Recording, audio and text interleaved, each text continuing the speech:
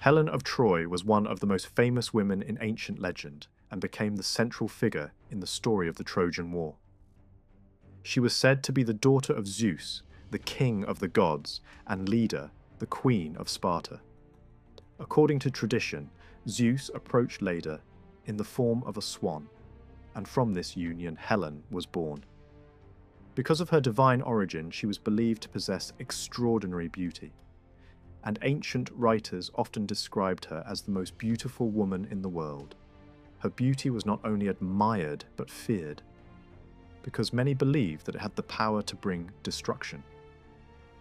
Helen grew up in the city of Sparta under the protection of King Tyndareus and Queen Leda. Even as a young girl, she attracted attention from powerful men across Greece.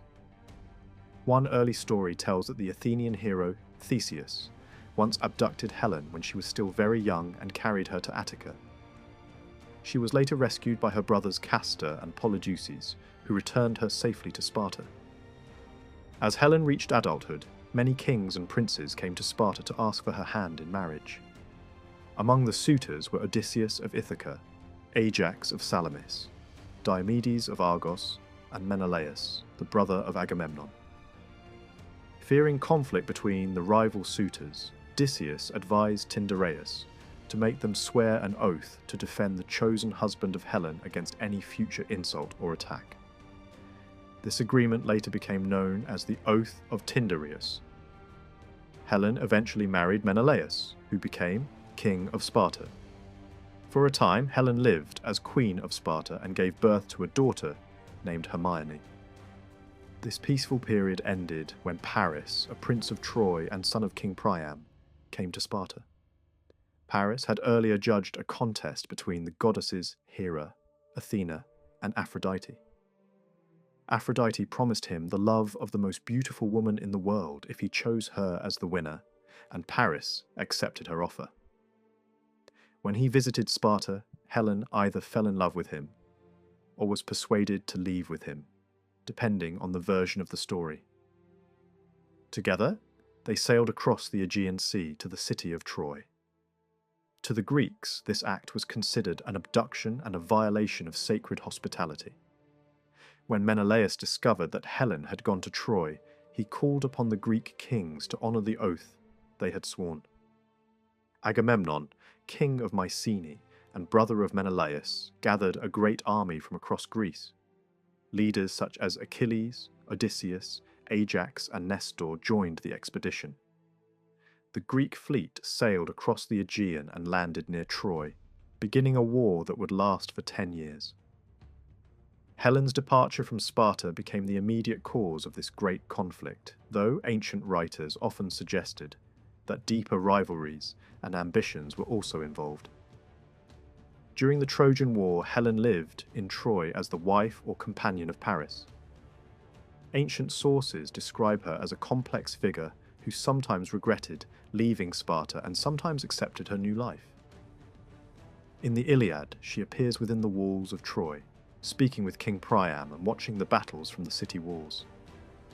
She is shown weaving scenes of the war into a great cloth, reflecting on the suffering caused by her story. Some Trojan elders believed that her beauty was so extraordinary that the war seemed understandable, yet they also wished she would leave in order to end the conflict. After Paris died, during the later stages of the war, Helen was married to his brother Deiphobus according to Trojan custom. When the Greeks finally captured Troy using the stratagem of the wooden horse, Menelaus entered the city searching for Helen. Some traditions say that he intended to kill her in anger, but when he saw her beauty, he forgave her. Other stories claim that Helen helped the Greeks by betraying Deiphobus, or by signalling to the attackers. These variations reflect the uncertainty of her role in the fall of Troy. After the destruction of Troy, Helen returned to Sparta with Menelaus. Their journey home was long and difficult, and some accounts describe them travelling through Egypt, before finally reaching Greece. In later tradition, Helen resumed her place as Queen of Sparta and lived peacefully with Menelaus. According to some stories, she became immortal after death, and was honoured as a divine figure. Other traditions describe her living on the Isles of the Blessed with heroes of the past. Helen of Troy became one of the most enduring figures of ancient literature.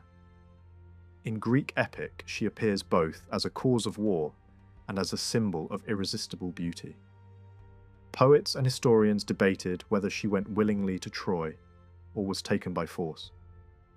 Some later writers even claimed that the real Helen never went to Troy at all, and that only a phantom double was present there, while the true Helen remained in Egypt. These stories show how powerful and mysterious her legend became.